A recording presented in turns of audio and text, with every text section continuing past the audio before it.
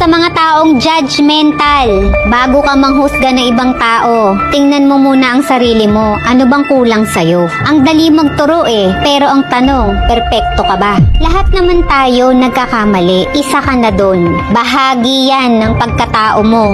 Imbis na magmadali ka sa pagpuna sa kinikilos ng iba, subukan mo munang intindihin ano ba ang pinagdadaanan at ano ba ang nararamdaman nila. Itrato mo ang ibang tao ng kung ano ang gusto nilang itrato rin sa'yo. Lahat ng bibitawan mong salita laban sa ibang tao ay doble ng balik sa pagkatao mo. Tandaan mo, ang panghuhusga ay madalas na nagsasabi ng higit pa tungkol sa taong nanghuhusga kesa sa taong hinuhusgahan niya. Kaya bago ka pumuna, manalamin ka muna at tanungin mo ang sarili mo. Perpekto ka ba talaga? Bago mo husgahan ng isang tao, mag-isip-isip ka muna. Stop judging others. Look inside yourself and improve.